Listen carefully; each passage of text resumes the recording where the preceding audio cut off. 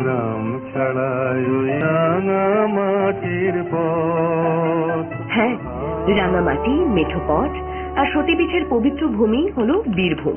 এহেন বীরভূমে 2020-তে এসে মহান বীর অমিত শাহ কি বলেছিলেন শুনুন।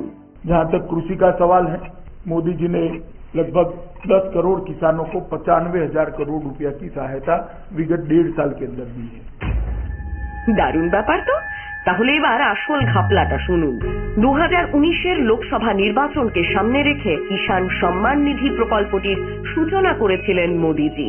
কিন্তু ভোটে জেতার পরেই গোটা দেশে 2019 থেকে 2022 অবধি এই প্রকল্পে সুবিধাপ্রাপ্ত কৃষকের সংখ্যাটা কমতে কমতে মাত্র 1/3 এসে দাঁড়িয়েছে। একটি সর্বভারতীয় সংবাদপত্রের রিপোর্ট অনুযায়ী সব থেকে বেশি কমেছে বিজেপি শাসিত রাজ্য মধ্যপ্রদেশে 99.86%। আরেকটু কমে গেলেই একজন কৃষকও টাকা পেতেন না। মোদিজি অমিত শাহের রাজ্য গুজরাটে কমেছে 55%। এতটা পতন ভাবা যায় না। এখানেও পদে পদে বাংলার প্রাপ্য টাকা আপনারা আটকেছেন। গোটা ব্যাপারটাই কি তাহলে একটা নির্বাচনী চমক ছিল? দিকে দিকে অসহায় কৃষকরা আপনাদের অত্যাচারে আত্মহত্যা করছে। দেশ জুড়ে চলছে চরম কৃষক আন্দোলন। चाहे गोली मारे या बम मारे, आपका सीना ये सामने खड़ा है, हम पीछे नहीं हटेंगे। ज्यादा से ज्यादा ये मेरा क्या कर लेंगे भाई, मैंने बताइए क्या कर लेंगे। এত অহংকার আপনাদের, ইতিহাস আপনাদের কোনো দিনও ক্ষমা করবে না। অন্নদাতাদের এই হাহাকারই আপনাদের পতন সুনিশ্চিত করবে। আর বিজেপি সেটা খুব ভালো করেই বুঝে গেছে। এই জন্যই কৃষি প্রধান জেলা বীরভূমে বিজেপির প্রায় কোনো অস্তিত্বই নেই। কারণ 2009 থেকে পরপর 3 বার এই বীরভূম কেন্দ্রে জয়লাভ করে আসছেন তৃণমূল কংগ্রেস প্রার্থী মাননীয়া শতাব্দী রায়।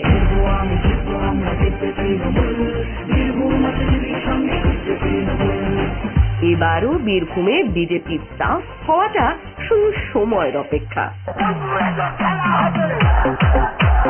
বাংলার মানুষই বিজেপিকে নিয়ে হাডুডু খেলবে। আবার আপনারা নাগপুরে পালিয়ে যাবেন, যেমন পালিয়েছিলেন 21-এর নির্বাচনের পরে।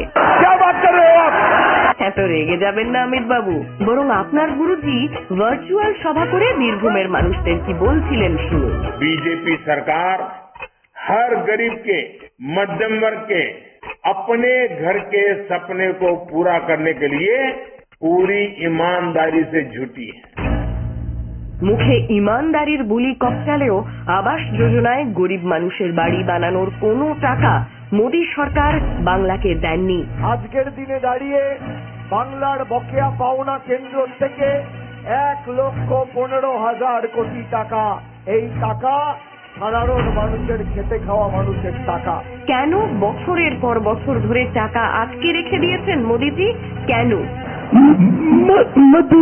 আচ্ছা ঠিক আছে আর বলতে হবে না। মানুষ আপনাদের ভাঁওতাবাজি এমনিতেই বুঝে ফেলেছে। অন্যদিকে মমতা বন্দ্যোপাধ্যায়ের নেতৃত্বে উন্নয়নের এক জোয়ার চলছে বীরভূমে।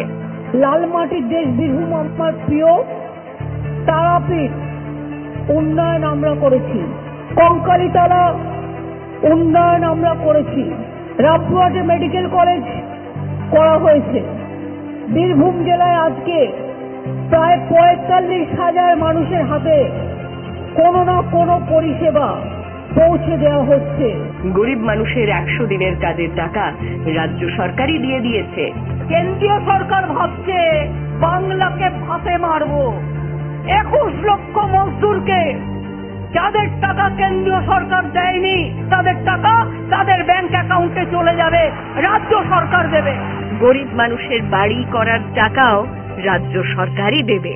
11 লক্ষ বাংলার বাড়ির লিস্ট 3 বছর ধরে কেন্দ্রীয় সরকারের, দিল্লি সরকারের কাছে পড়ে আছে, কিন্তু তারা 350 টিম পাঠিয়েও তারা কিন্তু করেনি। আমি আপনাদের বলছি, বাজেটে সিদ্ধান্ত নেওয়া হয়ে গেছে, ডিসেম্বর মাসে প্রথম কিস্তি তারা 60,000 টাকা পাবেন।